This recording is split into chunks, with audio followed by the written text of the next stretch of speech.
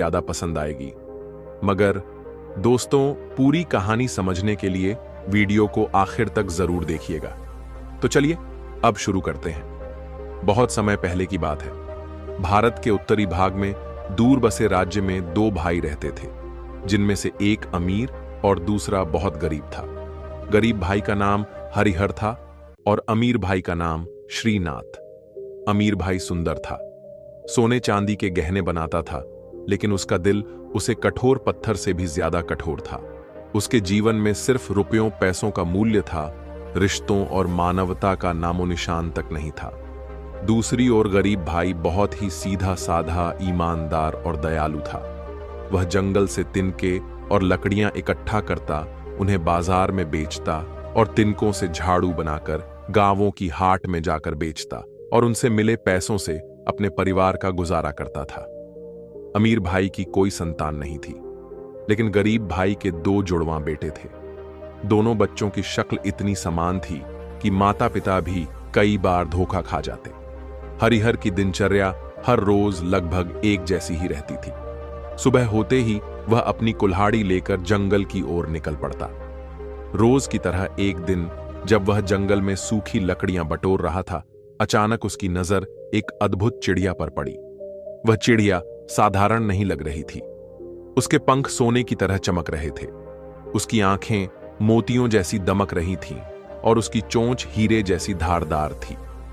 हरिहर हर रोज जंगल आता था, पर उसने जीवन में पहली बार ऐसी अद्भुत चिड़िया देखी थी। उसके दिल में एक अजीब सा कौतूहल हुआ। क्या यह कोई जादुई चिड़िया है? क्या इसे पकड़ना संभव होगा? वह उस पेड़ पर चढ़ा और उसने धीरे धीरे चिड़िया की ओर हाथ बढ़ाया। लेकिन जैसे ही वह करीब पहुंचा, चिड़िया ने अपने पंख फड़फड़ाए और हल्की सी छलांग लगाकर दूर उड़ गई। हरिहर ने और कोशिश की। उसने पत्तों के पीछे छुपकर चुपचाप चिड़िया की ओर कदम बढ़ाए, लेकिन वह चिड़िया बेहद चतुर थी। हर बार फुर्ती से उड़कर उससे दूर चली जाती। आखिरकार हरिहर को लगा कि यह चिड़िया उसके हाथ नहीं आएगी। उसने जमीन से एक छोटा सा कंकड़ उठाया और हल्के हाथ से उसकी ओर उछाल दिया। फटाक चिड़िया एक झटके से उड़ गई, लेकिन तभी एक सुनहरी चमक हवा में लहराई और उसका एक पंख टूटकर जमीन पर गिर गया। हरिहर ने लपक कर वह पंख उठा लिया। जैसे ही उसने उसे अपनी हथेलियों में रखा, उसकी आंखें विस्मय से फैल गईं। यह तो शुद्ध सोने का पंख था। हरिहर की धड़कन तेज हो गई। क्या यह कोई जादुई चिड़िया थी? उसका मन सवालों से घिरा हुआ था। वह उलझन में था कि इस अनमोल पंख का क्या करें। कुछ देर तक वह इसे उलट पलट कर देखता रहा। फिर उसने सोचा, मुझे यह पंख अपने भाई श्रीनाथ को दिखाना चाहिए। वह भागता हुआ घर पहुंचा और अपने अमीर भाई श्रीनाथ के सामने सोने का पंख रख दिया। हरिहर का सरल स्वभाव और ईमानदारी हमेशा उसे अपने चालाक भाई श्रीनाथ के जाल में फंसा देती थी। श्रीनाथ ने अपने मीठे शब्दों और कुछ सिक्कों का लालच देकर हरिहर से वह सुनहरा पंख ले लिया। बेचारा हरिहर, जो दुनिया की चालाकियों से अनजान था, भाई के दिए कुछ पैसों में ही संतुष्ट हो गया। अगले दिन हरिहर जंगल में लकड़ियां काटने गया। जैसे ही वह एक घने विशाल पेड़ पर चढ़ा और कुछ सूखी शाखाएं काटने लगा, उसकी नजर उस सुनहरी चिड़िया पर पड़ी। वह पेड़ की ऊंचाई पर बैठी अपनी चमकती हुई पंखों को हल्के हल्के फैलाकर धूप सेंक रही थी। उसकी स्वर्णिम आभा सुबह की सुनहरी किरणों में और भी तेज हो रही थी। हरिहर ने सोचा, अगर यह चिड़िया यहां बार बार आ रही है तो जरूर इसका घोंसला भी यहीं कहीं होगा। यह सोचकर वह पेड़ की शाखाओं के बीच घोंसले की तलाश करने लगा। थोड़ी देर बाद उसे एक मजबूत टहनी पर एक सुंदर सा घोंसला दिखाई दिया। जब उसने अंदर झांका तो उसकी आंखें आश्चर्य से फैल गईं। घोंसले में एक अंडा रखा था, जो किसी चमचमाते हीरे की तरह दमक रहा था। उसकी चमक इतनी तीव्र थी कि हरिहर की आंखें चौंधिया गईं। उसने धीरे से वहां अंडा उठाया और सोचा, इतना कीमती अंडा, इसे देखकर भाई कितना खुश होगा। हरिहर घर लौटा और अपने भाई श्रीनाथ को वह अंडा दिखाया। श्रीनाथ की आंखें लालच से चमक उठीं। उसने तुरंत कुछ सिक्के हरिहर की हथेली पर रखे और झटपट अंडा अपने पास रख लिया।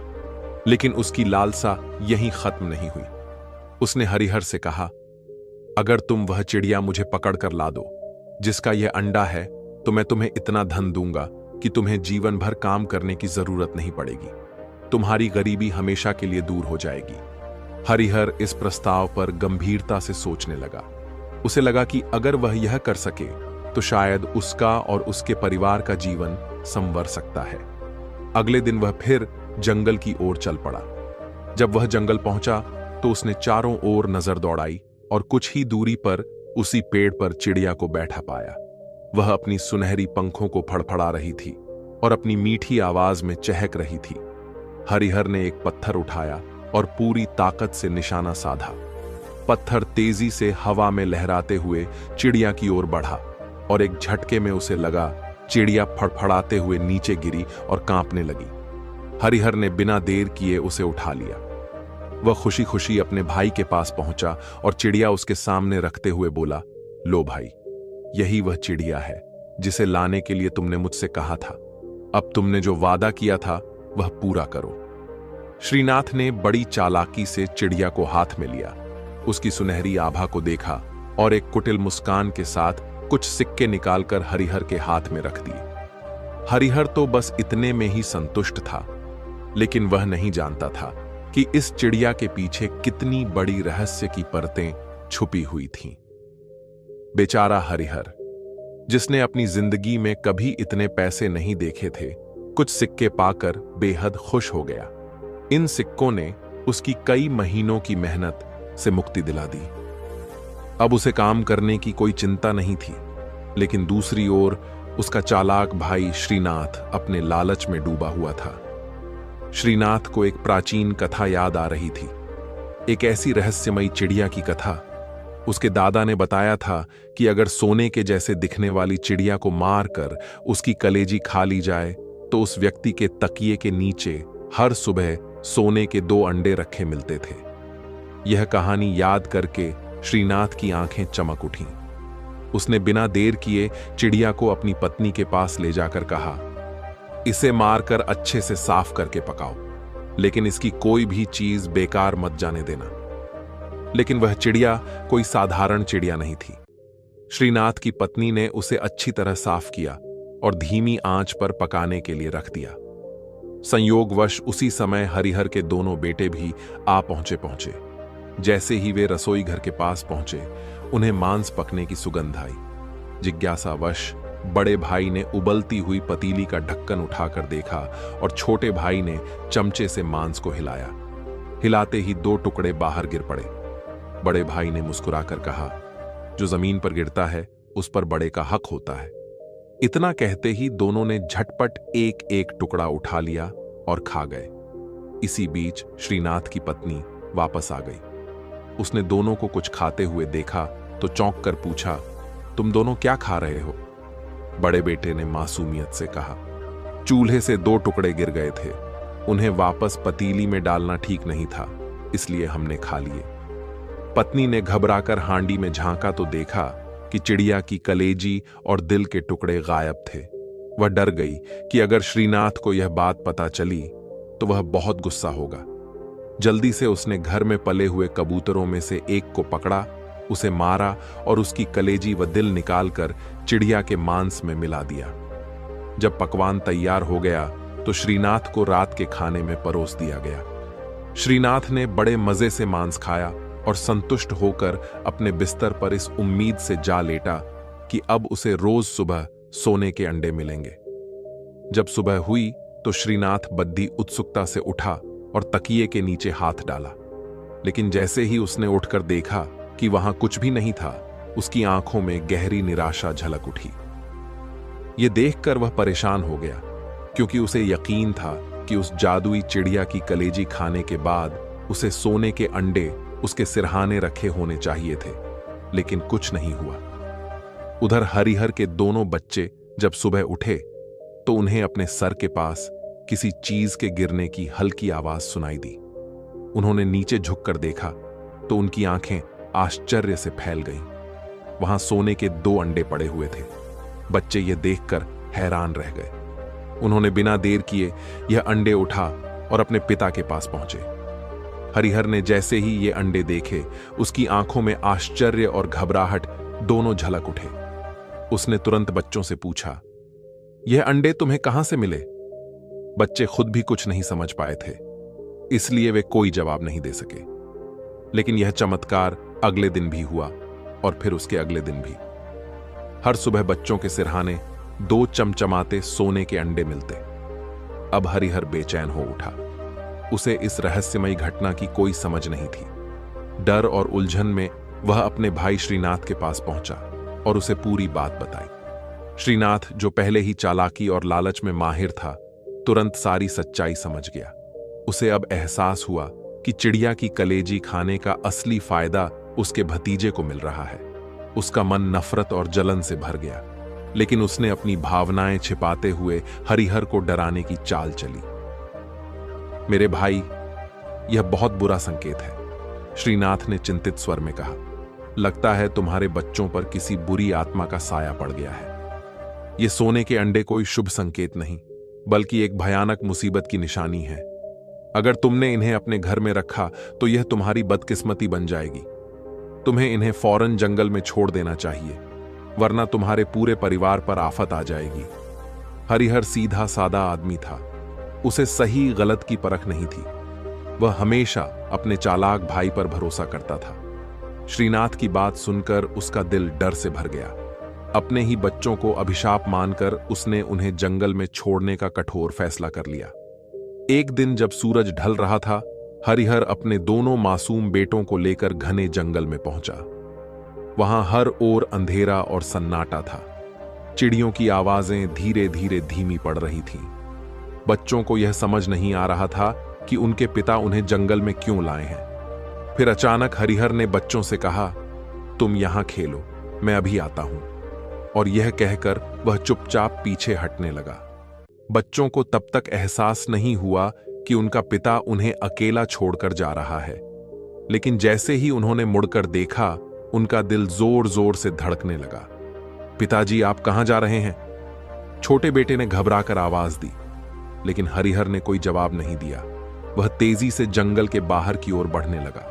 दोनों बच्चे उसके पीछे भागने लगे, मगर घना जंगल और पेचीदा रास्ते होने के कारण वह रास्ता भूल गए और जल्द ही उनके पिता यानी हरिहर उनकी नजरों से ओझल हो गया।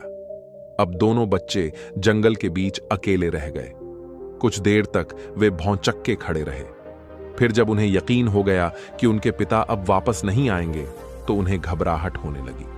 अंधेरा बढ़ने लगा। ठंडी हवा के झोंके पेड़ों को हिला रहे थे। जंगली जानवरों की आवाजें दूर दूर से सुनाई देने लगी। वे घबराकर इधर उधर भागने लगे, लेकिन जंगल इतना घना था कि कोई रास्ता नजर नहीं आ रहा था। रात भर वे जंगल में भटकते रहे। वे जोर जोर से चिल्लाते रोते अपने पिता को पुकारते रहे, मगर कहीं से कोई जवाब नहीं आया। हर तरफ भयानक सन्नाटा था। सिर्फ कभी कभी दूर से भेड़ियों के हुआ हुआ करने की आवाजें आती, जो उनकी रूह तक कांप देती। रात भर जंगल में भटकने के बाद आखिरकार सुबह हुई। सूरज की पहली किरण जब पेड़ों की टहनियों से छनकर जमीन पर पड़ी, तो दोनों बच्चे किसी ठंडी छांव की तरह उसे महसूस कर सके। उनकी आंखों में रात भर की थकान और डर बसा हुआ था। जंगल की ठंडी हवा अभी भी बह रही थी और दूर से पक्षियों के चहकने की हल्की आवाजें सुनाई दे रही थीं। थोड़ी देर तक वे दोनों इधर उधर भटकते रहे, अपने घर का रास्ता तलाशते रहे, लेकिन चारों तरफ केवल ऊंचे ऊंचे पेड़, झाड़ियां और दूर दूर तक फैला घना जंगल था। भूख और थकान के कारण उनके कदम डगमगाने लगे। उनकी आंखों में आंसू आ चुके थे, लेकिन अब रोने से भी कोई फायदा नहीं था। तभी उन्हें कुछ दूरी पर पत्तों की सरसराहट सुनाई दी। दोनों बच्चे चौकन्ने हो गए। डर के मारे उनके दिल की धड़कनें तेज हो गईं।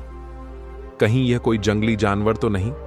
लेकिन फिर अचानक झाड़ियों के पीछे से एक व्यक्ति निकला। वह एक शिकारी था, कंधे पर तीर कमान लटकाए हुए, कमर में एक छोटी तलवार बांधे हुए और हाथ में एक लकड़ी का डंडा पकड़े हुए। शिकारी ने बच्चों को देखा और रुक गया। उसने उनकी हालत पर नजर डाली। गंदे कपड़े, धूल से सने चेहरे और आंखों में डर। वह समझ गया कि यह बच्चे भूले भटके यहां आ गए हैं। उसने धीमे स्वर में पूछा, बच्चों, तुम कौन हो? इस जंगल में क्या कर रहे हो? बड़ा बेटा थोड़ी हिम्मत जुटाकर बोला, हम एक गरीब बाप के बेटे हैं। हमें कुछ दिनों से हर सुबह सोनी का एक एक अंडा मिलता था, लेकिन हमारे पिता को लगा कि हम पर कोई बुरी ताकत हावी हो गई है। इसी डर से उन्होंने हमें जंगल में छोड़ दिया। शिकारी उनकी बातें सुनकर थोड़ा हैरान हुआ, लेकिन फिर उसने गहरी सांस ली और बच्चों को ध्यान से देखा। सोनी के अंडे शिकारी ने संदेह से पूछा, क्या तुम सच कह रहे हो? बच्चे कुछ नहीं बोले। वे पहले ही बहुत सहमे हुए थे। शिकारी ने उनके सर पर प्यार से हाथ फेरा और कहा, चिंता मत करो, पहले चलो कुछ खा लो। भूखे पेट सही सोच भी नहीं सकते। बच्चे उसके पीछे पीछे चल पड़े।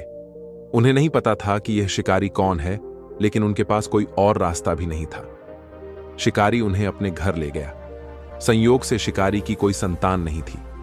उसने दोनों भाइयों को अपने बेटों की तरह पाला और उन्हें शिकारी बनने की कला सिखाई।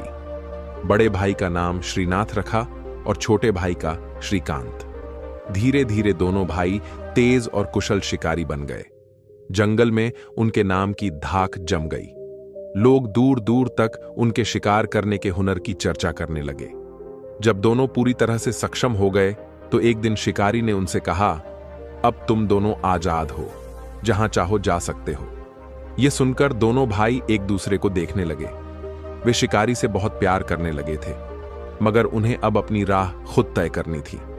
विदा होने से पहले शिकारी ने उन्हें एक चमकदार चाकू दिया और कहा, अगर कभी तुम दोनों अलग हो जाओ तो इस चाकू को किसी ऐसे पेड़ में गाड़ देना जहां से दो रास्ते अलग अलग जाते हों। अगर खोया हुआ भाई उस रास्ते से गुजरेगा तो उसे अपने भाई का पता चल जाएगा, लेकिन यदि दुर्भाग्य से तुम में से कोई एक मर गया तो यह चाकू जंग लगकर काला पड़ जाएगा। जब तक तुम दोनों जीवित रहोगे तब तक यह चमकदार रहेगा। बड़े भाई श्रीनाथ ने चाकू ले लिया। दोनों भाई शिकारी के पैर छुए और सफर पर निकल पड़े।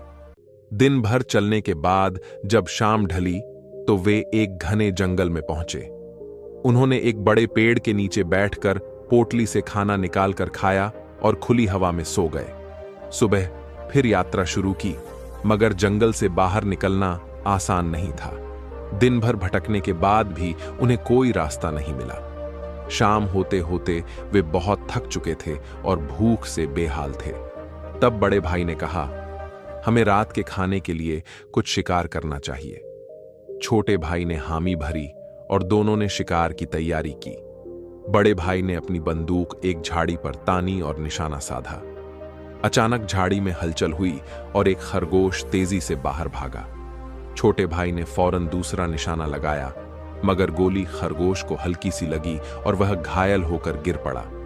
जैसे ही दोनों भाई खरगोश के पास पहुंचे, वह अचानक कराहते हुए बोला, हे बहादुर शिकारी, अगर तुम मुझे छोड़ दोगे तो मैं तुम्हें 2 खरगोश लाकर दूंगा।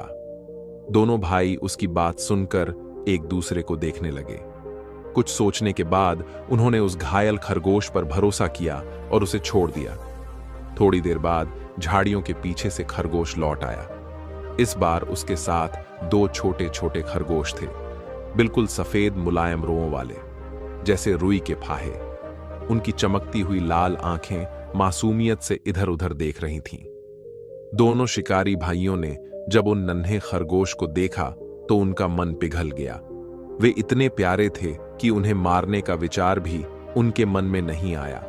उन्होंने उन खरगोशों को धीरे से अपनी गोद में उठा लिया। छोटे छोटे पंजों से वे शिकारी भाइयों के हाथों को चुभने लगे, जैसे कोई नटखट बच्चा खेल रहा हो। इतने में बड़े खरगोश ने आगे बढ़कर अपने अगले दोनों पंजे जोड़ लिए, मानो वह धन्यवाद कर रहा हो। दोनों भाइयों ने मुस्कुराकर उसे जाने दिया। कुछ समय बाद भूख ने फिर से सताना शुरू कर दिया। हालांकि उन्होंने कुछ जंगली फल खाए थे, लेकिन वे पेट भरने के लिए काफी नहीं थे। इस बार उन्होंने ठान लिया कि उन्हें किसी बड़े जानवर का शिकार करना ही पड़ेगा। वे सोच ही रहे थे कि अचानक सामने से एक लोमड़ी तेजी से गुजरती हुई दिखाई दी। उसकी चमकदार नारंगी फर सूरज की रोशनी में दमक रही थी। उसकी पूंछ लंबी और घनी थी और उसकी आंखों में एक अलग ही चतुराई झलक रही थी। छोटे भाई ने झट से बंदूक उठाई और निशाना साधा, गोली चलने ही वाली थी कि लोमड़ी ठहर गई। उसने अपनी चालाक आंखों से शिकारी को देखा और शांत स्वर में कहा, हे वीर शिकारी, यदि तुम मुझे छोड़ दोगे तो मैं अपनी जगह तुम्हें 2 लोमड़ी के बच्चे ला दूंगी। दोनों भाई एक दूसरे को देखने लगे। वे इस विचित्र संयोग पर हैरान थे। खरगोश की तरह यह लोमड़ी भी जीवन दान मांग रही थी। अंततः उन्होंने लोमड़ी पर भरोसा किया और उसे जाने दिया। लोमड़ी एक छलांग मारकर झाड़ियों में गायब हो गई। कुछ क्षणों तक जंगल में गहरा सन्नाटा रहा। फिर पत्तों की सरसराहट सुनाई दी और लोमड़ी 2 नन्हे लोमड़ी के शावकों के साथ लौट आई। वे छोटे शावक अपने पंजों पर लड़खड़ाते हुए चल रहे थे। उनकी मासूम आंखों में अचरज था, मानो वे सोच रहे हों कि यह कैसा संसार है। शिकारी भाइयों को उन पर दया आ गई। उन्होंने उन नन्हे लोमड़ियों को भी अपने पास रख लिया, जैसे उन्होंने खरगोश के बच्चों को रखा था। लेकिन भूख अब और तेज हो चुकी थी। पेट की जलन बढ़ने लगी थी। इस बार दोनों भाइयों ने तय कर लिया कि अब जो भी जानवर सामने आएगा वे उसे शिकार किए बिना नहीं छोड़ेंगे। कुछ ही देर बाद झाड़ियों के पीछे से एक भेड़िया निकला। उसकी हल्की भूरे रंग की चमकदार खाल थी। उसकी चाल धीमी थी, मगर उसकी आंखें चौकन्नी थीं। बड़े भाई ने फौरन बंदूक तानी, लेकिन तभी भेड़िया कातर स्वर में बोला, हे वीर शिकारी, यदि तुम मुझे जीवित छोड़ दोगे तो मैं तुम्हें 2 भेड़ियों के बच्चे ला दूंगा। दोनों भाई फिर से सोच में पड़ गए। यह तीसरी बार था जब किसी जानवर ने अपने प्राणों की भीख मांगी थी। आखिरकार उन्होंने फिर से जीवन दान देने का फैसला किया। भेड़िया तुरंत जंगल में लुप्त हो गया। कुछ ही देर बाद वह वापस लौटा और उसके पीछे पीछे 2 छोटे भेड़िया डगमगाते हुए आ रहे थे। उनकी आंखों में अनदेखी दुनिया की जिज्ञासा थी और उनकी मासूमियत दिल को छू लेने वाली थी। अब शिकारी भाइयों के पास खरगोश, लोमड़ी और भेड़िया के नन्हे शावक थे। उन्होंने उन्हें स्नेह से अपनी गोद में उठा लिया। जंगल के घने पेड़ों के बीच से गुजरते हुए दोनों शिकारी अपनी ही सोच में डूबे हुए थे। उनके साथ अब खरगोश, लोमड़ी और भेड़िया के नन्हे शावक थे। जंगल की ठंडी हवा उनके चेहरे को छू रही थी और पक्षियों की चहचहाहट दूर तक सुनाई दे रही थी। अचानक सामने से एक बड़ा सा भालू दिखाई दिया। उसका कद विशाल था और उसके गहरे भूरे रंग के रोएं धूप में चमक रहे थे। शिकारी उसे देखते ही सतर्क हो गए और बंदूक तान ली, लेकिन भालू घबराने के बजाय ठहर गया और भारी आवाज में बोला, हे शिकारी, यदि तुम मुझे जीवित छोड़ दो तो मैं तुम्हें 2 छोटे भालू के बच्चे ला दूंगा। वे तुम्हारी रक्षा भी कर सकते हैं। दोनों भाइयों ने एक दूसरे की ओर देखा। उन्हें अब तक जितने भी जानवर मिले थे, सभी ने जीवन दान के बदले कुछ ना कुछ देने का वादा किया था। उन्होंने कुछ सोचा और फिर सिर हिलाकर सहमति दे दी। भालू जंगल में ओझल हो गया और थोड़ी देर बाद वह 2 छोटे भालू के बच्चों के साथ लौट आया। वे गोल मटोल थे। उनकी नन्ही नन्ही आंखें चमक रही थीं और वे धीरे धीरे उछल कूद कर रहे थे। शिकारी भाइयों को वे बहुत प्यारे लगे, इसलिए उन्होंने उन्हें भी अपने साथ रख लिया। अब उनके साथ खरगोश, लोमड़ी, भेड़िए और भालू के बच्चे थे। धीरे धीरे वे आगे बढ़ने लगे, लेकिन अभी वे मुश्किल से कुछ ही दूर गए होंगे कि अचानक उनके सामने एक शेर आ खड़ा हुआ।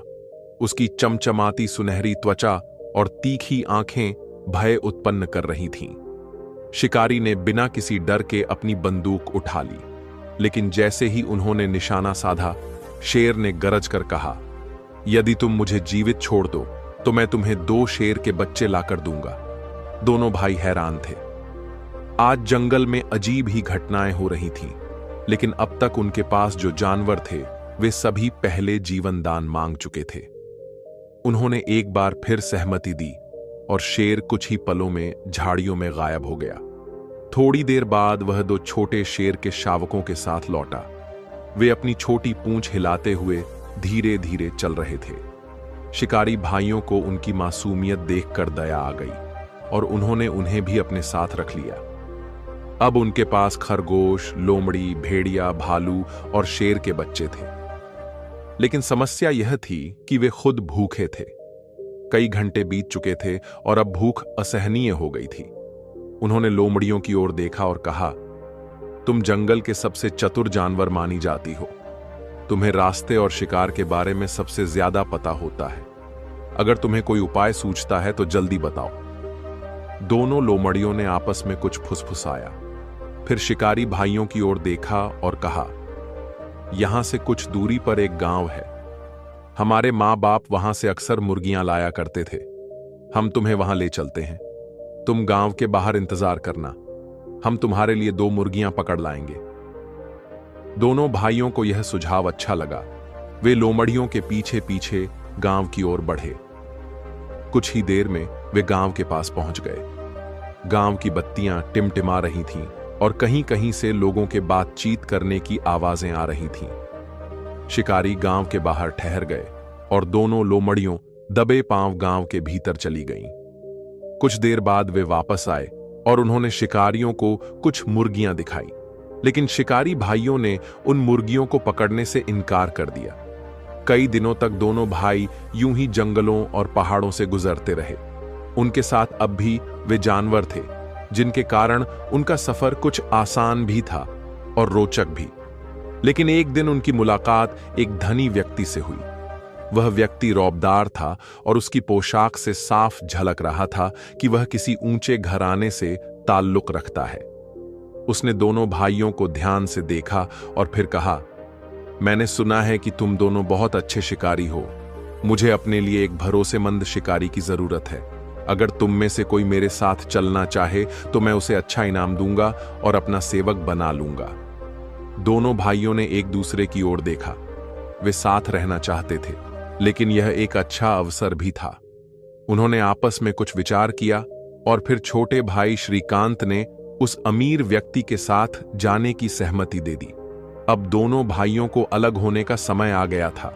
उन्होंने अपने सामान को अलग किया और साथ लाए हुए जानवरों को भी बांट लिया।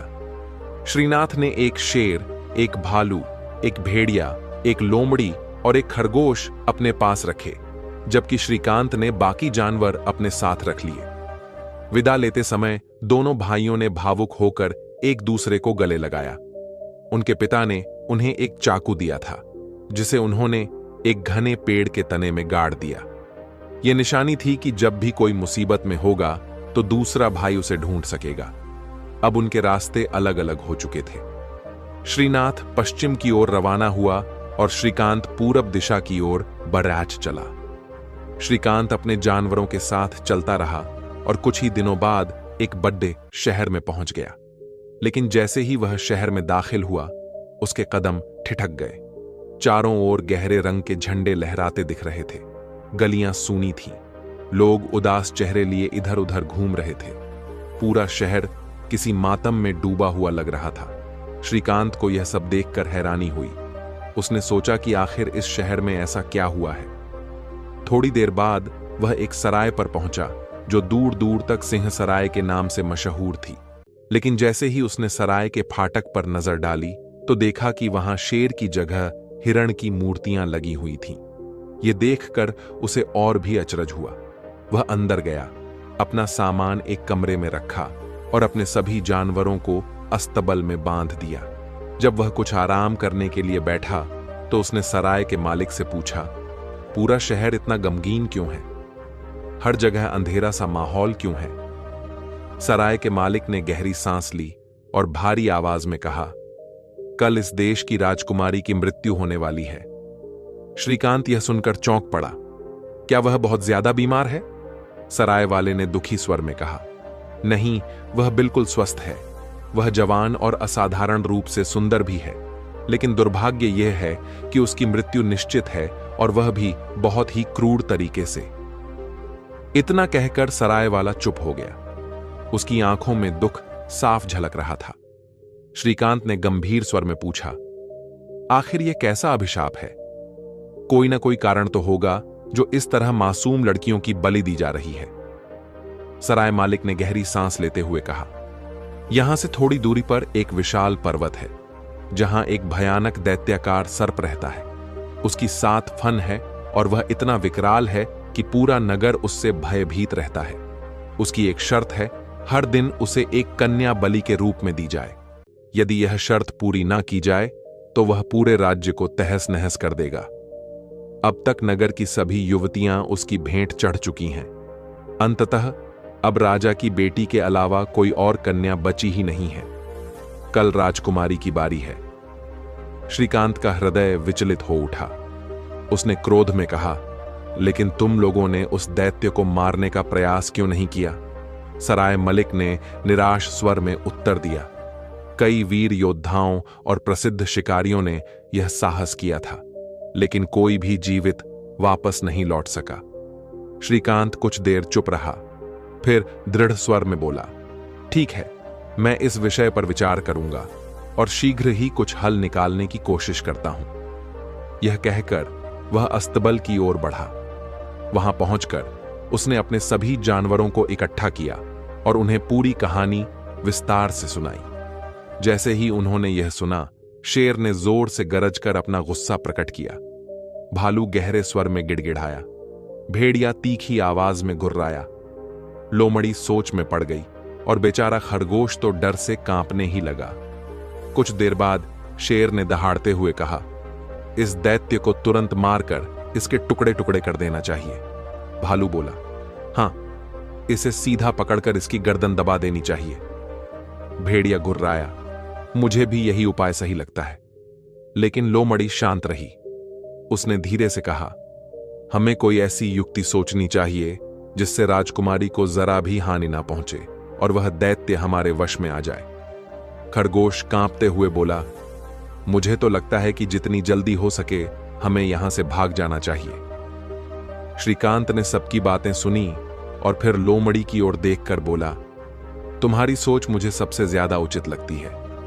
हमें पहले इस दैत्य के बारे में अधिक जानकारी जुटानी होगी, जो आसपास घूमकर इसके बारे में पूरी खबर लेकर आओ।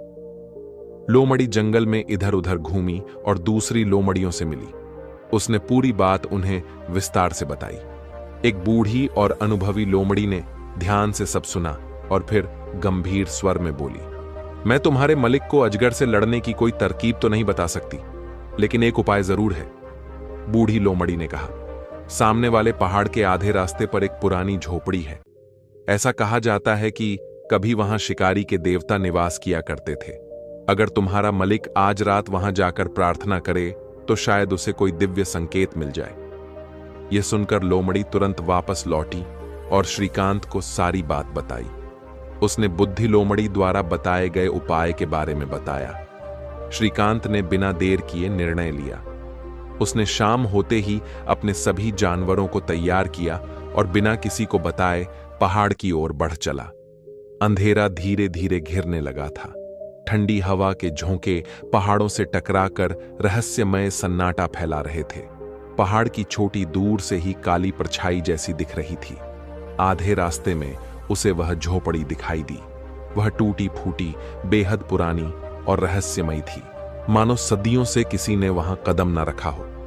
श्रीकांत ने भीतर कदम रखा और अपने जानवरों के साथ वहां ठहर गया। उसने पूरी रात जाग कर देवता की प्रार्थना की। थकान से चूर होकर वह एक कोने में लेट गया और वह गहरी नींद के आगोश में चला गया। तभी उसे एक दिव्य स्वप्न आया। उसमें एक देवता प्रकट हुए जो तेजस्वी प्रकाश से घिरे थे। वे गंभीर स्वर में बोले, श्रीकांत, सुबह जब तुम उठोगे तो तुम्हें इस झोपड़ी में 3 प्याले मिलेंगे। उन प्यालों में दिव्य पेय भरा होगा। यदि तुम इन तीनों प्यालों को पी जाओ तो तुम इस संसार के सबसे शक्तिशाली व्यक्ति बन जाओगे। उसके बाद झोपड़ी के बाहर जो भारी पत्थर पड़ा है उसे तुम आसानी से उठा सकोगे। उस पत्थर के नीचे एक तलवार छिपी होगी। यह कोई साधारण तलवार नहीं, बल्कि विशेष रूप से उस दैत्याकार अजगर के 7 सिर काटने के लिए ही बनाई गई है। श्रीकांत अचानक चौंक कर उठ बैठा। रात की बात एक सपने जैसी लग रही थी, लेकिन जब उसने इधर उधर देखा तो हैरान रह गया। उसके सामने सचमुच 3 प्याले रखे हुए थे जो किसी दिव्य पेय से भरे थे। उसके मन में देवता के शब्द गूंजे और उसने बिना एक पल गंवाए तीनों प्याले को एक ही सांस में पी गया। शरबत के 3 प्याले पीते ही श्रीकांत के शरीर में एक अद्भुत ऊर्जा जैसी भर गई। उसे लगा जैसे पूरी दुनिया की शक्ति उसमें समा गई हो। उसकी मांसपेशियां लोहे की तरह मजबूत हो गईं और उसके भीतर एक नया आत्मविश्वास जाग उठा। इसके बाद वह झोपड़ी से बाहर निकला। वहां उसकी नजर एक बड़े पत्थर पर पड़ी जो बहुत भारी लग रहा था। उसे देखकर श्रीकांत कुछ देर सोच में पड़ गया। फिर उसने शेर और रीछ को पुकारा और कहा, आओ इस पत्थर को उठाकर देखो। शेर ने पहले अपनी पूरी ताकत लगाई, लेकिन पत्थर जरा भी न हिला। फिर रीछ ने कोशिश की, मगर पत्थर टस से मस नहीं हुआ। दोनों ने मिलकर अपनी पूरी ताकत झोंक दी, मगर नतीजा वहीं रहा। श्रीकांत मुस्कुराया और बोला, अब मेरी बारी। उसने अपने हाथ बढ़ाए और पत्थर को बड़ी आसानी से उठा लिया, जैसे वह बड़ा सा पत्थर रुई का बना हो। फिर पूरे जोश के साथ उसने पत्थर को दूर उछाल दिया। पत्थर हटते ही उसके नीचे चमचमाती हुई एक तलवार दिखाई दी। यह कोई साधारण तलवार नहीं थी, करीब 4 फुट लंबी, मजबूत और नुकीली। इसका वजन 2.5 किलो के आसपास था, लेकिन श्रीकांत को यह हल्की महसूस हो रही थी। इसी बीच राजकुमारी अपने मंत्री के साथ पहाड़ की चोटी की ओर बढ़ रही थी। उनके चेहरे पर चिंता और भय स्पष्ट झलक रहे थे। जब वे झोपड़ी के पास पहुंचे तो मंत्री ने चारों ओर एक नजर डाली और फिर वापस लौट गया, ताकि राजा को यह सूचना दे सके कि राजकुमारी अब पहाड़ पर पहुंच चुकी है। श्रीकांत ने दूर से आते हुए राजकुमारी को देखा। वह उसकी ओर बढ़ा और अपने जानवरों को भी इशारा किया कि वे आगे बढ़े। शेर, रीछ, लोमड़ी और भेड़िया राजकुमारी के सामने आए, लेकिन उनके चेहरे पर कोई भयावहता नहीं थी। श्रीकांत ने मुस्कुराकर कहा, राजकुमारी, आप हमसे और इन जानवरों से डरे नहीं। हम आपकी रक्षा के लिए यहां आए हैं, आपको किसी भी तरह का नुकसान नहीं पहुंचाने के लिए नहीं। हमारा उद्देश्य केवल उस दुष्ट अजगर को समाप्त करना है जिसने पूरे राज्य को आतंक में फैला रखा है। राजकुमारी ने आश्चर्य से श्रीकांत को देखा। उसके चेहरे पर आत्मविश्वास झलक रहा था, मगर वह संदेह से बोली, हे शिकारी, भगवान तुम्हारी रक्षा करे, लेकिन सच कहूं तो मुझे तुम्हारी बात पर अधिक भरोसा नहीं है। तुमसे पहले भी कई वीर योद्धाओं ने इसे मारने की कोशिश की, मगर वे सभी असफल रहे और वे सभी अपनी जान से हाथ धो बैठे। श्रीकांत ने दृढ़ स्वर में कहा, राजकुमारी जी, आपकी बात सही हो सकती है, लेकिन मुझे भी अपनी कोशिश करने का अवसर दीजिए। क्या पता ईश्वर मेरी सहायता करे और मैं विजयी होकर लौटूं। उसके शब्दों के निकलते ही अचानक एक भयानक गर्जना सुनाई दी। ऐसा लगा मानो आसमान फट पड़ा हो। आवाज इतनी जोरदार थी कि कान के पर्दे फटने को थे। यह अजगर की फुफकार थी, एक ऐसी ध्वनि जिसने पूरे वातावरण को भय से भर दिया। कुछ ही क्षणों में आसमान में धुएं का घना गुब्बार छा गया। वह दैत्याकार अजगर अपनी गहरी सांसों से हवा में जहर घोल रहा था। श्रीकांत ने तुरंत राजकुमारी की ओर देखा और कहा, राजकुमारी जी, आप इस वृक्ष के पीछे छुप जाएं और अपनी आंखें बंद करके राधे राधे कहते रहे और मुझे इस राक्षस का सामना करने की अनुमति दें। कांपती हुई राजकुमारी किसी तरह पेड़ के पीछे छुपकर बैठ गई। नन्हा खरगोश भी उसके पास आ दुबका। बाकी चारों जानवर, शेर, रीछ, भेड़िया और लोमड़ी अपने स्वामी के साथ खड़े हो गए, जैसे वे भी इस युद्ध का हिस्सा बनने के लिए तैयार हों। अब वह भयानक अजगर आगे बढ़ रहा था। उसकी लंबाई 40 से 50 फीट से कम नहीं थी। 7 सिरों वाला यह दैत्य अपनी पूरी भयानकता के साथ श्रीकांत की ओर बढ़ रहा था। श्रीकांत ने अपनी तलवार कसकर पकड़ ली। उसकी आंखों में एक अडिग निश्चय था। अजगर की चमकती आंखें श्रीकांत पर पड़ीं और उसने जहरीली फुफकार के साथ पूछा, तुम यहां क्यों आए हो मानव? मैंने तुम्हारा कुछ नहीं बिगड़ा। श्रीकांत ने बिना समय गंवाए उत्तर दिया, भले ही तूने मुझसे कोई बैर नहीं रखा, लेकिन मैंने तुझे समाप्त करने की सौगंध ली है। अब अपनी रक्षा कर, क्योंकि आज तेरा अंत निश्चित है। अजगर ठहाका मारकर बोला, मैं अपनी रक्षा नहीं करता, मैं केवल हमला करता हूं। इतना कहकर उसने जमीन से अपना विशाल सिर उठाया और मुंह से गाढ़ा काला धुआं छोड़ दिया। कुछ ही पलों में धुआं बादलों की तरह चारों ओर फैल गया। फिर बिजली की गति से वह श्रीकांत की ओर झपटा। कुछ क्षणों के लिए श्रीकांत सचमुच घबरा गया, लेकिन उसने खुद को संभाला। अपनी समस्त शक्ति समेटते हुए उसने तलवार उठाई और एक तेज वार किया। तलवार इतनी तीव्र गति से चली कि देखते ही देखते अजगर का एक सिर धड़ से अलग हो गया। अजगर ने जोरदार चीख मारी। उसकी चीख से आसमान कांप उठा, मगर उसने हार नहीं मानी। वह दोबारा उठा और श्रीकांत पर हमला करने को लपका, लेकिन इस बार भी श्रीकांत की तलवार बिजली की तरह चमकी और दूसरा सिर भी कटकर दूर जा गिरा। तीसरी बार अजगर ने पूरी ताकत से झपट्टा मारा, लेकिन इस बार भी श्रीकांत ने पूरी चतुराई से वार किया और उसका तीसरा सिर भी अलग हो गया। अब अजगर बुरी तरह घायल हो चुका था। उसके बाकी सिर इधर उधर हिल रहे थे, लेकिन अब उनमें पहले जैसी शक्ति नहीं थी। अंततः श्रीकांत ने अपनी तलवार उठाई और बची हुई गर्दन पर आखिरी 2 वार किए। देखते ही देखते अजगर के सारे सिर कटकर जमीन पर गिर गए। विशाल अजगर धरती पर लुढ़क गया। श्रीकांत ने गहरी सांस ली और तुरंत राजकुमारी की ओर भागा, लेकिन वहां पहुंचते ही उसने देखा कि राजकुमारी बेहोश पड़ी थी। शायद वह इस भयानक दृश्य और डरावनी गर्जना को सहन नहीं कर सकी थी। श्रीकांत ने बिना समय गंवाए पास के झरने से ठंडा पानी लिया और उसके चेहरे पर छींटे मारे। कुछ ही पलों में राजकुमारी की आंखें धीरे धीरे खुली। वह हकबकाकर इधर उधर देखने लगी। श्रीकांत मुस्कुराया और बोला, राजकुमारी जी, अब आपको डरने की कोई जरूरत नहीं। वह दुष्ट अजगर अब समाप्त हो चुका है। आप पूरी तरह सुरक्षित हैं। राजकुमारी ने जैसे ही यह सुना, उसने पहले ईश्वर का धन्यवाद किया और फिर श्रीकांत की ओर मुड़कर बोली, प्रिय शिकारी, मेरे पिता मुझे जिंदा देखकर और तुमसे मिलकर बहुत प्रसन्न होंगे। उन्होंने वचन दिया था कि जो भी इस भयंकर अजगर को पराजित करेगा उससे मेरा विवाह कर दिया जाएगा। अब वह अवश्य ही अपना वचन निभाएंगे।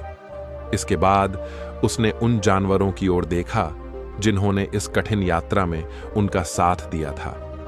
इनाम के रूप में राजकुमारी ने अपनी हीरे की माला उतारकर शेर के गले में डाल दी।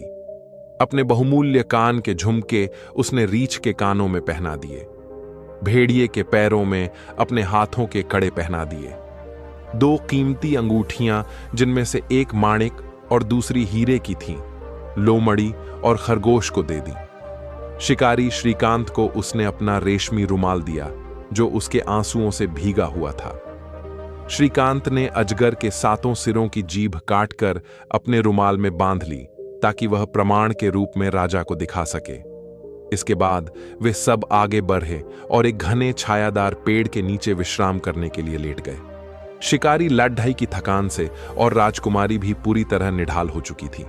जैसे ही वे वृक्ष के नीचे पहुंचे, उन्हें नींद आने लग गई। सोने से पहले श्रीकांत ने शेर से कहा, तुम जागते रहना, ताकि कोई हम पर सोते समय हमला ना कर सके। शेर ने सर हिलाकर हामी भर दी।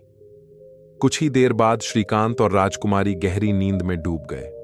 शेर उनके पास बैठा पहरा दे रहा था, लेकिन वह भी अत्यधिक थका हुआ था। नींद उसकी आंखों पर हावी होने लगी। जब वह अधिक देर तक अपनी आंखें खली नहीं रख सका, तो उसने रीछ को बुलाया और कहा, भाई, मेरी बहुत कृपा होगी यदि तुम कुछ समय के लिए जाग सको। मैं बहुत थक चुका हूं और थोड़ी देर सोना चाहता हूं। यदि कोई खतरा हो तो मुझे तुरंत जगा देना। रीछ ने सहमति जताई और शेर की जगह पहरा देने बैठ गया, लेकिन अधिक समय तक वह भी जाग नहीं सका। उसकी आंखें भी भारी होने लगीं। कुछ देर बाद उसने भेड़िए को बुलाया और कहा, अब मेरी आंखों में जागने की शक्ति नहीं बची है। कृपया मेरी जगह पहरा दो और यदि कोई खतरा हो तो मुझे तुरंत जगा देना। भेड़िए ने उसकी बात मान ली और पहरा देने बैठ गया, परंतु अधिक देर तक वह भी अपनी आंखें खुली नहीं रख सका। उसे भी नींद सताने लगी। अब उसने लोमड़ी को बुलाकर वही बात कही। लोमड़ी ने उसकी बात मान ली और पहरेदारी शुरू कर दी, लेकिन वह भी आखिरकार थक चुकी थी।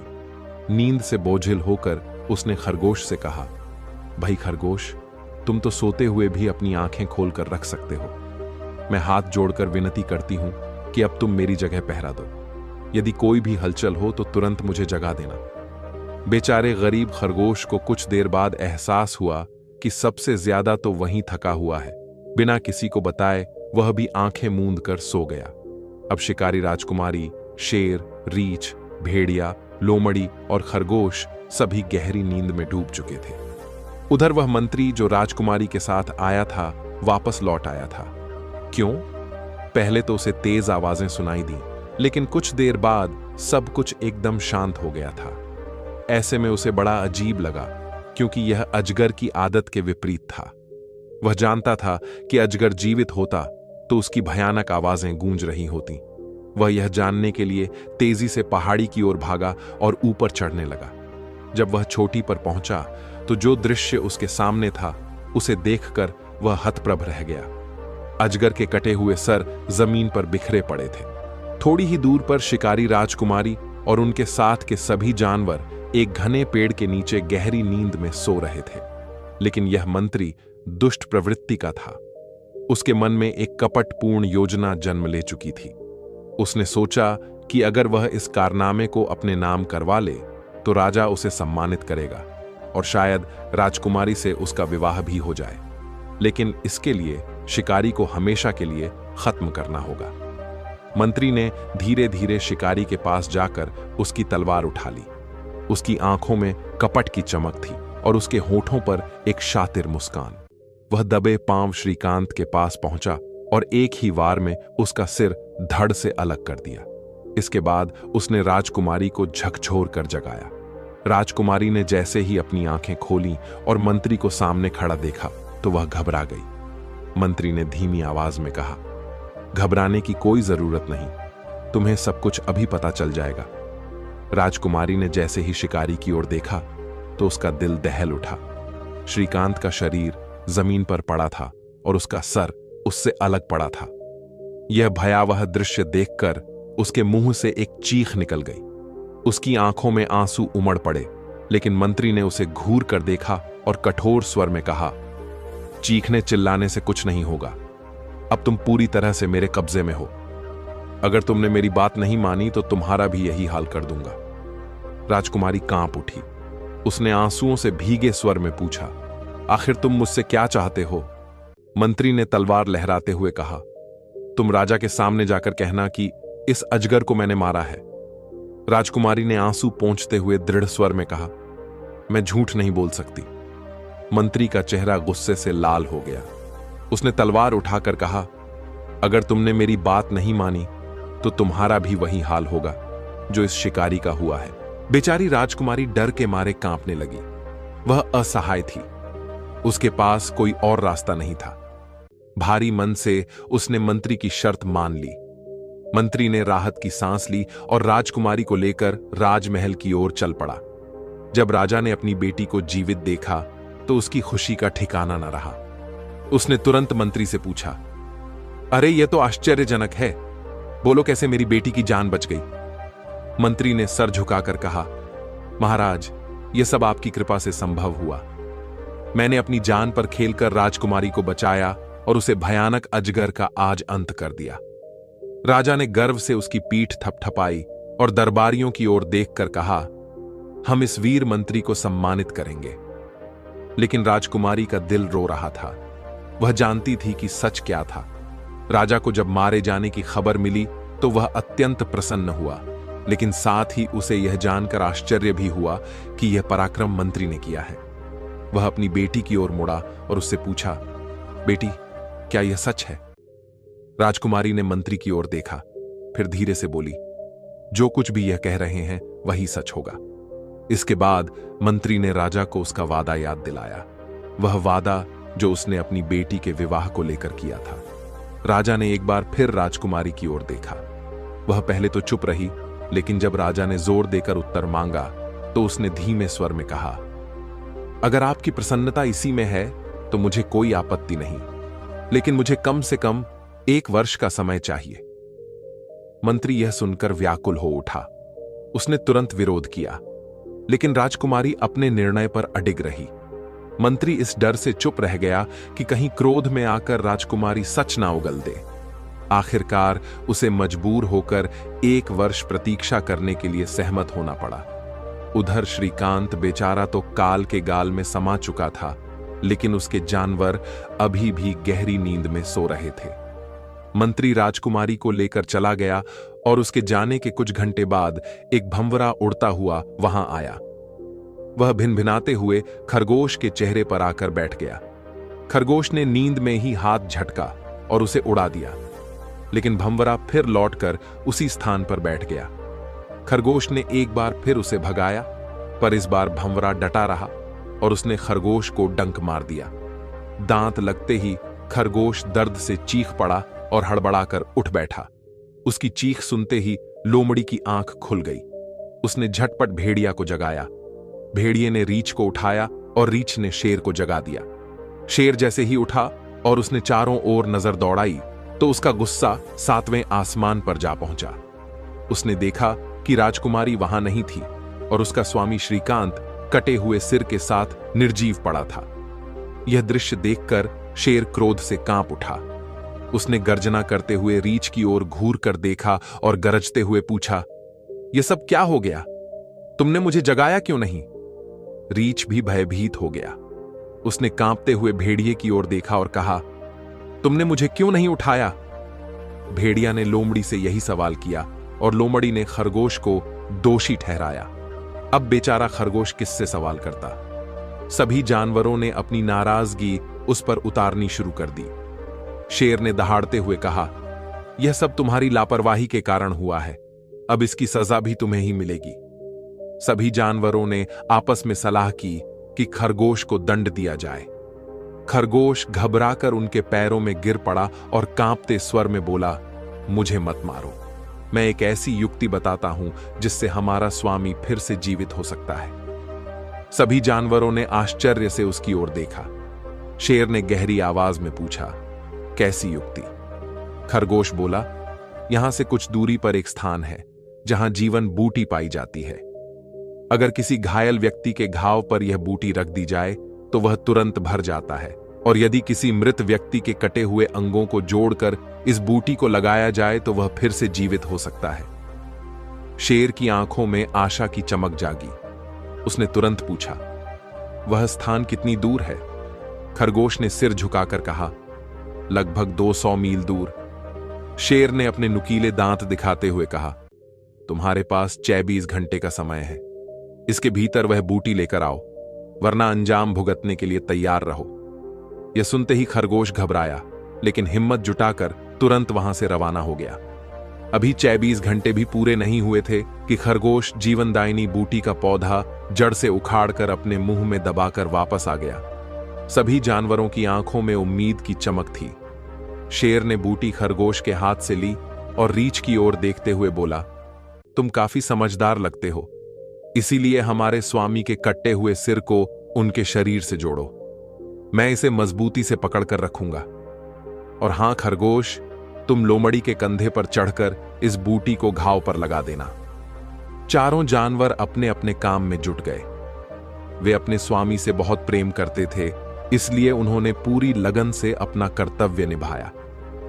जैसे ही खरगोश ने जीवनदायिनी बूटी श्रीकांत के घाव पर लगाई, उसके शरीर में हलचल हुई। उसने धीरे से करवट ली और उसके हृदय की धड़कन फिर से चलने लगी।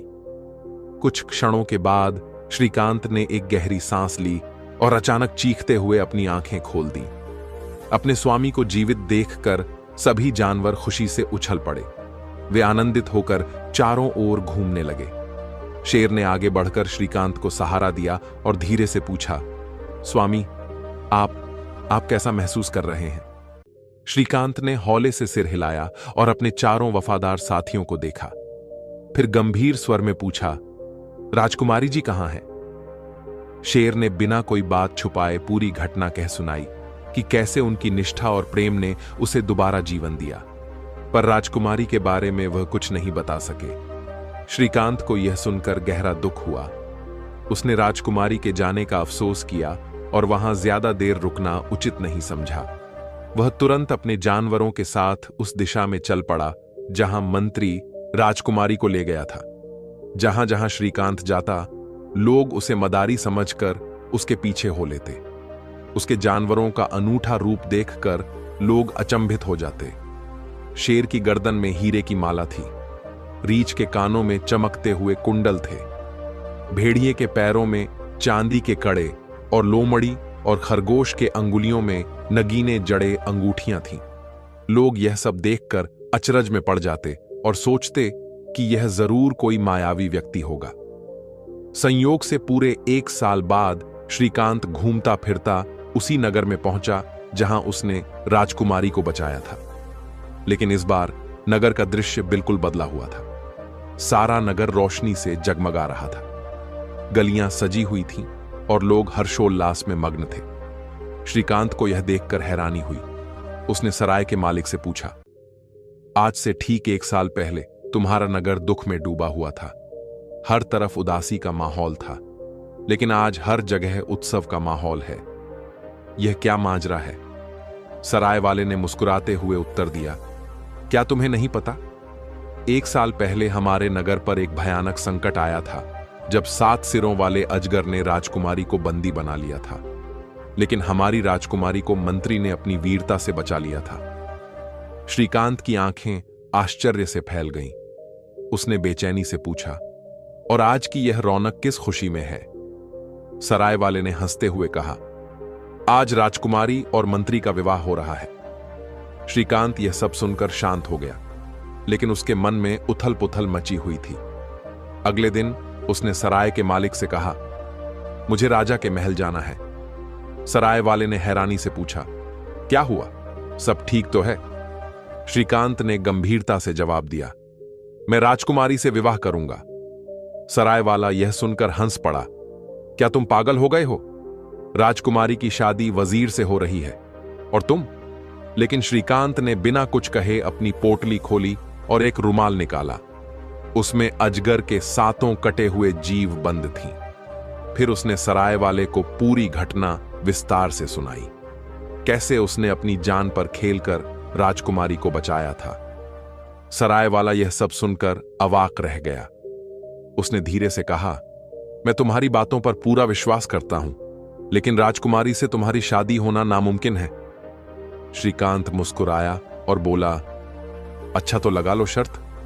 सराय वाले ने आंखें संकरी करते हुए कहा, अगर तुम सच में यह कर दिखाओ तो मैं अपना बैग और मकान हारने को तैयार हूं। श्रीकांत ने बिना एक शब्द कहे अपनी थैली निकाली और उसे खोल कर दिखाया।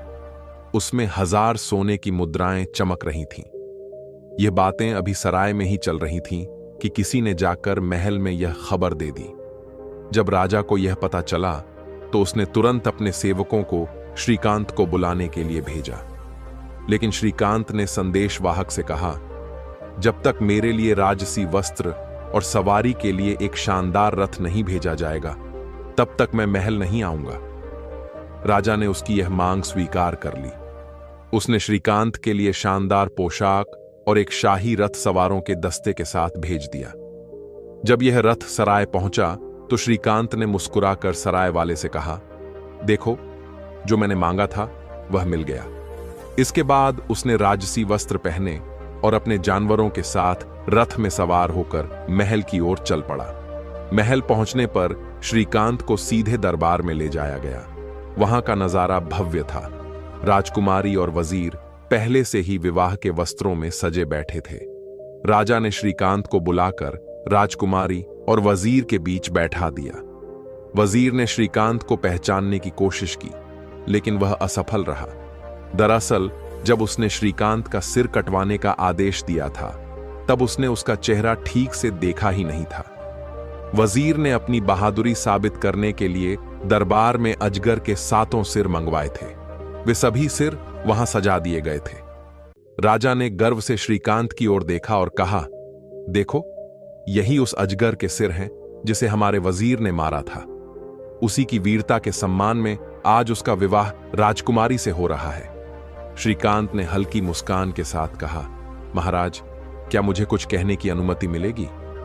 राजा ने सहमति में सिर हिलाया। श्रीकांत ने दरबार की ओर देखते हुए कहा, यह 7 सिर तो यहां मौजूद हैं, लेकिन इनका मुंह खोलकर देखिए कि इनकी जीभें भी अंदर हैं या नहीं। श्रीकांत की यह बात सुनते ही वजीर का चेहरा पीला पड़ गया। उसने कभी अजगर के मुंह खोलने की हिम्मत नहीं की थी। वह घबराई हुई आवाज में बोला, अजगर की जीभ नहीं होती। यह सुनते ही दरबार में ठहाके गूंज उठे। श्रीकांत खड़ा हुआ और अपने रूमाल को खोल उसमें रखी 7 जीभें उसने सबके सामने रख दी।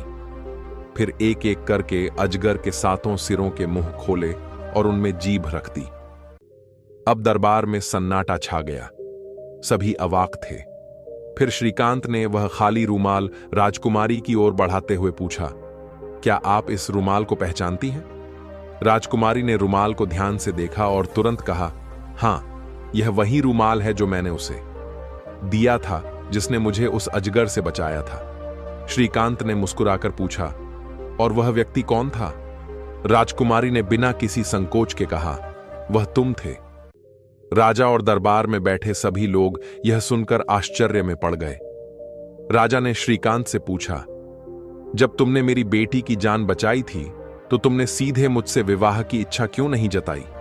श्रीकांत ने सिर झुकाकर कहा, महाराज, मैंने आपकी बेटी को बचाया जरूर था, लेकिन मेरी नियति कुछ और थी। मैं आपकी सेवा में उपस्थित होना चाहता था, परंतु कुछ ऐसा हुआ जिससे मैं इस नगर से बहुत दूर चला गया। राजा ने उत्सुकता से पूछा, आखिर ऐसा क्या हुआ? श्रीकांत ने गहरी सांस ली और कहने लगा, जिस दिन मैंने राजकुमारी को अजगर से बचाया, उसी रात महल के वजीर ने मुझ पर घातक हमला करवाया। मुझे पकड़कर मार डालने का आदेश दिया गया, क्योंकि वह खुद राजकुमारी से विवाह करना चाहता था। मेरे साथ विश्वासघात हुआ, लेकिन मेरे वफादार जानवरों ने मुझे बचा लिया। मैं गंभीर रूप से घायल था, परंतु उनकी देखभाल और प्रेम ने मुझे फिर से जीवित कर दिया। मैं लंबी यात्रा पर निकल पड़ा और पूरे 1 वर्ष बाद इस नगर में वापस लौटा। राजकुमारी जो दरबार में बैठी थी, उठकर खड़ी हो गई। उसने सभा को संबोधित करते हुए कहा, यही कारण था कि मैंने आपसे 1 वर्ष का समय मांगा था। पिताजी, मेरा दिल कह रहा था कि इस दौरान सारी सच्चाई सामने आ जाएगी।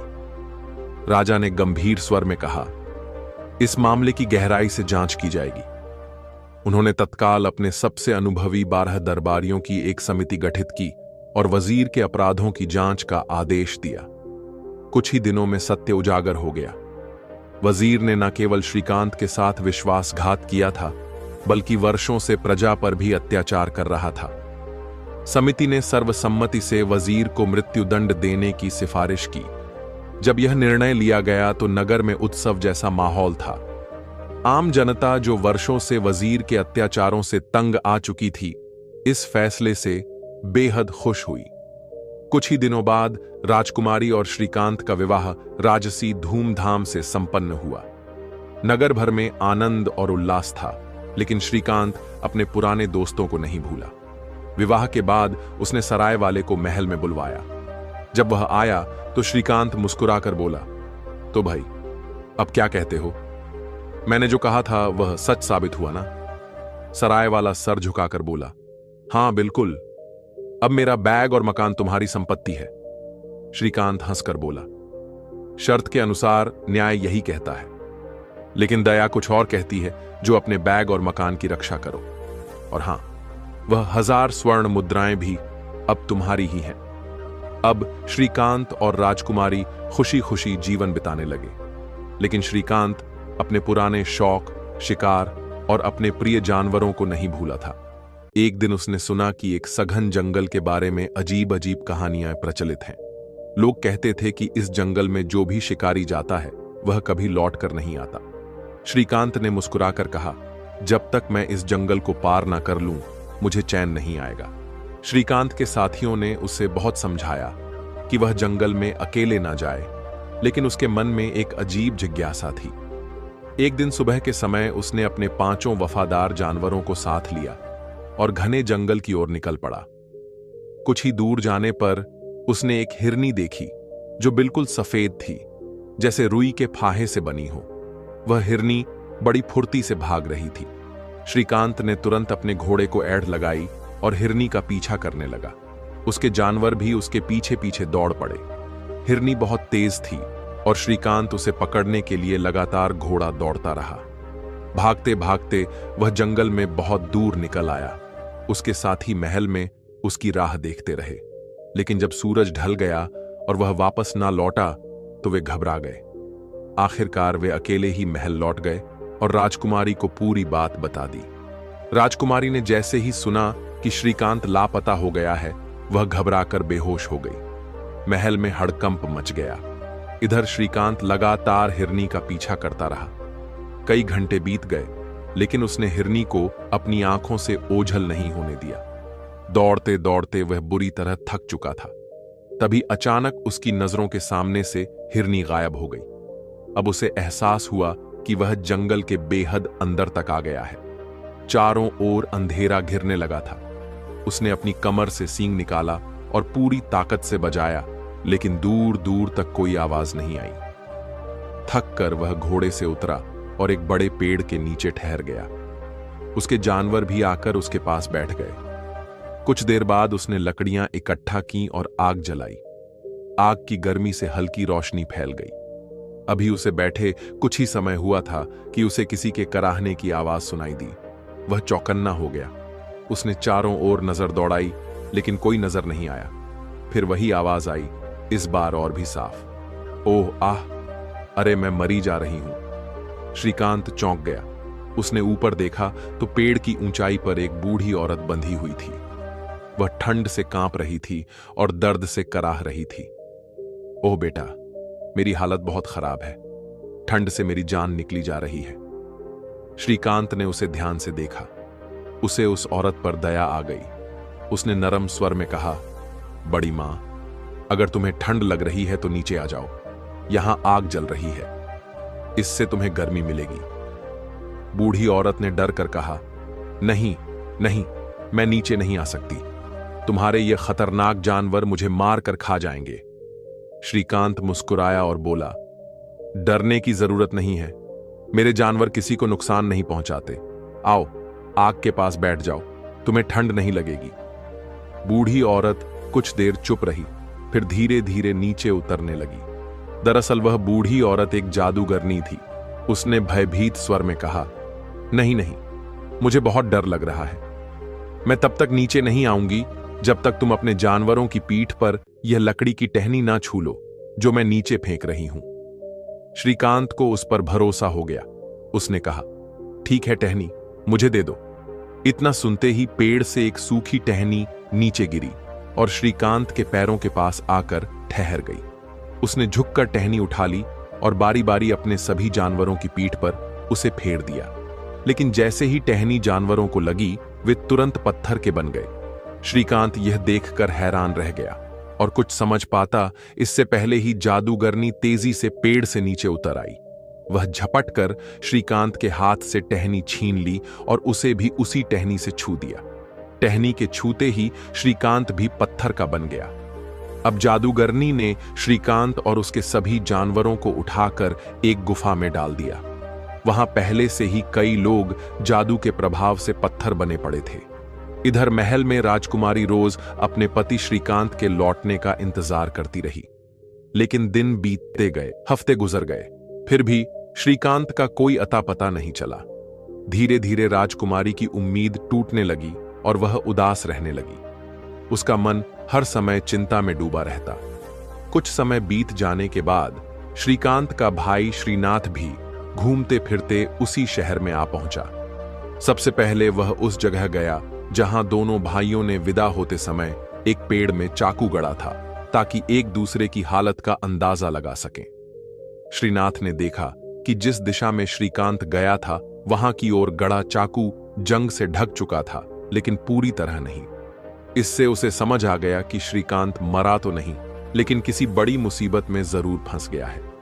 जब श्रीनाथ शहर के दरवाजे पर पहुंचा तो वहां के दरबान को लगा कि शायद शहजादा श्रीकांत लौट आया है। वह तुरंत महल की ओर भागा और जाकर खबर दी, शहजादा अपने 5 जानवरों के साथ लौट आया है।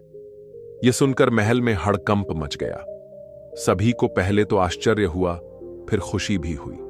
राजा ने तुरंत अपने सेवकों को भेजा कि वे राजकुमार को सम्मानपूर्वक महल में ले आएं। इधर श्रीनाथ ने देखा कि बहुत सारे सिपाही उसकी ओर बढ़ रहे हैं। पहले तो वह डर गया, लेकिन फिर उसे पूरा मामला समझ में आ गया। वह चुपचाप उनके साथ महल की ओर बढ़ने लगा। श्रीनाथ ने मन ही मन सोचा, इस समय मुझे अपने भाई की जगह लेनी चाहिए। बाद में जब सच्चाई का पता चलेगा तब मैं उसे बचाने का उपाय कर लूंगा। महल पहुंचने के बाद उसका भव्य स्वागत हुआ। राजकुमारी को भी पूरा विश्वास हो गया कि यही उसका पति श्रीकांत है। जब वे दोनों अकेले हुए तो राजकुमारी ने इतने दिनों तक दूर रहने की शिकायत की। श्रीनाथ ने सहजता से जवाब दिया, मैं जंगल में रास्ता भटक गया था, अब जाकर सही रास्ता मिला, तभी यहां आ पाया। कुछ ही दिनों में उसने श्रीकांत के साथ हुई घटनाओं का पूरा हाल जान लिया। उसे यह भी पता चला कि जंगल में जादू का प्रभाव है। अब वह निश्चय कर चुका था कि वह अपने भाई को बचाने के लिए उसी जंगल में जाएगा। कुछ दिन बाद श्रीनाथ ने कहा, मैं शिकार करने के लिए फिर उसी जंगल में जाऊंगा। बूढ़े राजा और युवा राजकुमारी ने बहुत समझाने की कोशिश की कि वह वहां न जाए, लेकिन श्रीनाथ अपनी जिद पर अड़ा रहा। अगली सुबह वह अपने भाई की तरह 5 जानवरों को साथ लेकर जंगल की ओर चल पड़ा। जंगल पहुंचते ही उसे भी वही सफेद हिरनी दिखाई दी और वह उसके पीछे दौड़ पड़ा, लेकिन शाम तक भी वह हिरनी को पकड़ नहीं सका। रात हुई तो वह उसी पेड़ के नीचे आराम करने के लिए लेट गया जहां उसके भाई ने आग जलाई थी। श्रीनाथ ने भी वैसे ही आग जला ली। थोड़ी देर बाद उसने किसी औरत की कराहने की आवाज सुनी। अरे अरे, यहां कितनी ठंड है। श्रीनाथ ने गर्दन उठाकर देखा तो उसकी नजर जादूगरनी पर पड़ी। बुढ़िया, अगर तुम्हें ठंड लग रही है तो नीचे आ जाओ। और आग सिंह को श्रीनाथ ने कहा, नहीं नहीं, मैं नीचे नहीं आऊंगी। तुम्हारे खतरनाक जानवर मुझे काट खाएंगे। मेरे जानवर तुम्हें कोई नुकसान नहीं पहुंचाएंगे। श्रीनाथ ने भरोसा दिलाते हुए कहा। बूढ़ी जादूगरनी बोली, मैं तुम्हें यह टहनी देती हूं। अगर तुम इसे अपने जानवरों पर फेंक दो तो मैं नीचे आ जाऊंगी। श्रीनाथ को उसकी यह बात सुनकर थोड़ा अचरज हुआ। उसने जादूगरनी से कहा, मैं तुम्हें अपने जानवरों पर पूरा अधिकार देता हूं। तुम खुद नीचे आओ और जो करना चाहो करो, लेकिन अगर अब भी नीचे नहीं आई तो मैं तुम्हें पकाने ऊपर आऊंगा। जादूगरनी हंसते हुए बोली, वाह, बहुत अच्छा, लेकिन अगर तुम मुझे पकड़ना भी चाहो तो पकड़ नहीं सकते। अच्छा, तो अब देखो, श्रीनाथ ने मुस्कुराते हुए कहा और अपनी बंदूक उठाकर निशाना साध लिया। लेकिन लोहे की गोली का जादूगरनी पर कोई असर नहीं हुआ। वह ठहाके लगाकर हंसने लगी। तुम तो अच्छे शिकारी नहीं लगते। पहली ही गोली बेकार चली गई। पहली बार निशाना चूकने पर श्रीनाथ को बड़ा अफसोस हुआ, लेकिन उसने हिम्मत नहीं हारी। उसने दोबारा बंदूक भरी और इस बार अपने कपड़ों से एक चांदी का बटन निकालकर उसमें डाल दिया। फिर उसने जादूगरनी की ओर निशाना साधते हुए कहा, तो अब बच के दिखाओ। जैसे ही गोली लगी, जादूगरनी चीखती हुई पेड़ से नीचे गिर पड़ी। श्रीनाथ तुरंत उसके पास पहुंचा और उसके सीने पर पैर रखकर गरजते हुए बोला, दुष्ट औरत, अगर तूने सच सच नहीं बताया कि मेरा भाई कहां है तो मैं तुझे जलती आग में फेंक दूंगा। जादूगरनी घबराई हुई थी। उसने डरते हुए कहा, ठीक है, मैं तुम्हें सब कुछ बता दूंगी। श्रीनाथ ने गरज कर कहा, तो जल्दी बता, मेरा भाई और उसके जानवर कहां हैं? जादूगरनी ने कांपती आवाज में कहा, वह इस गुफा के अंदर है, लेकिन अब वह पत्थर का बन चुका है। उसके जानवर भी पत्थर बन गए हैं। यह सुनकर श्रीनाथ का गुस्सा और बढ़ गया। उसने जादूगरनी को बालों से पकड़कर घसीटा और गुफा के द्वार तक ले गया। वहां पहुंचकर उसने आदेश दिया, अब सिर्फ मेरे भाई को नहीं, बल्कि उन सभी लोगों को अपने जादू से फिर से जीवित करो जिन्हें तूने पत्थर बना दिया है। अब जादूगरनी के पास कोई और रास्ता नहीं था। वह जानती थी कि यदि उसने इनकार किया तो उसका अंत निश्चित है। उसने एक जादुई टहनी उठाई और पत्थर बने सभी जीवों को छूना शुरू किया। जैसे ही उसने श्रीकांत को छुआ, वह धीरे धीरे फिर से इंसान में बदलने लगा। उसके जानवर भी एक एक कर अपनी असली अवस्था में आ गए। लेकिन यह सिर्फ श्रीकांत और उसके जानवरों तक सीमित नहीं था। उसे जंगल में और भी कई लोग थे जिन्हें इस जादूगरनी ने पत्थर बना दिया था। वे सब भी धीरे धीरे जीवित हो गए। चारों तरफ खुशी की लहर दौड़ गई। सभी लोग अपने जीवनदाता श्रीनाथ का आभार व्यक्त करने लगे। जैसे ही श्रीनाथ और श्रीकांत की नजरें मिलीं, दोनों भाई एक दूसरे को पहचान गए। उनकी आंखों में खुशी के आंसू थे। वे दौड़कर एक दूसरे से लिपट गए और भावुक होकर बोले, मेरे भाई, तुम सही सलामत हो। लेकिन अभी एक आखिरी काम बाकी था। दोनों भाइयों ने जादूगरनी को पकड़ा और सोचा कि इसे जीवित छोड़ना उचित नहीं होगा, नहीं तो यह फिर से किसी और के साथ यही क्रूरता करेगी। उन्होंने उसे जलती आग में फेंक दिया। जादूगरनी की चीखों के साथ ही जादुई जंगल धुएं में बदलकर गायब होने लगा। वह सब वहां से चल दिए और दूसरे दिन जहां वे खड़े थे वहां से राजा का महल साफ नजर आ रहा था। दोनों भाई मुस्कुराए और बोले, अब हमें साथ साथ महल में चलना चाहिए। रास्ते में श्रीकांत ने अपने भाई को बताया, भाई, अब मैं सिर्फ एक आम इंसान नहीं हूं, बल्कि राजा का दामाद भी हूं। उन्होंने मुझे अपने राज्य के एक बड़े हिस्से का शासक बना दिया है। यह सुनकर श्रीनाथ हंस पड़ा और बोला, तो फिर मेरे साथ भी एक अजीब बात हुई।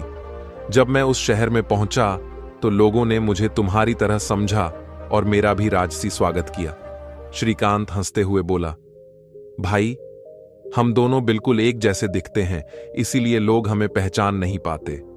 चलो, मजा तब आएगा जब हम दोनों अलग अलग रास्तों से शहर में प्रवेश करें।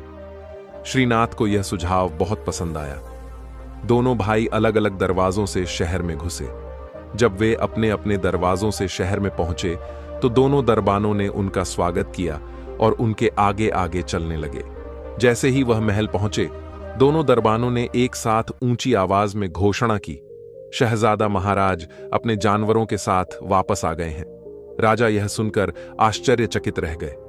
अजीब बात है, मेरा दामाद एक ही समय पर दो अलग अलग दरवाजों से कैसे आ सकता है?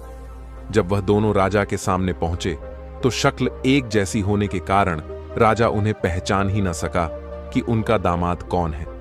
उन्होंने तुरंत राजकुमारी को बुलाया और पूछा, बेटी बताओ, इनमें से तुम्हारा असली पति कौन है? राजकुमारी कुछ क्षणों के लिए उलझन में पड़ गई। उसके सामने दो युवक खड़े थे। दोनों एक जैसे दिखते थे। दोनों के हाव भाव और पहनावा भी एक जैसा था। दरबार में मौजूद सभी लोग सांस रोककर यह देखने के लिए खड़े थे कि राजकुमारी अपने असली पति को कैसे पहचानेगी। लेकिन तभी राजकुमारी को कुछ याद आया। उसने एक मुस्कान के साथ अपने चारों ओर नजर घुमाई। उसकी नजर श्रीकांत के पीछे खड़े उसके जानवरों पर पड़ी। वे सभी वही निशानियां पहने हुए थे जो राजकुमारी ने उन्हें दी थी। शेर की गर्दन में वही माला थी। भालू के पैरों में वही कड़े चमक रहे थे। भेड़िया के पैरों में वही चूड़ियां थीं और खरगोश तथा लोमड़ी ने वही छोटी छोटी रंगीन पट्टियां पहनी हुई थीं। राजकुमारी को अब कोई संदेह नहीं था। उसने आत्मविश्वास से श्रीकांत की ओर उंगली उठाई और बोली, पिताजी, यही है मेरे पति। दरबार में एक क्षण के लिए सन्नाटा छा गया।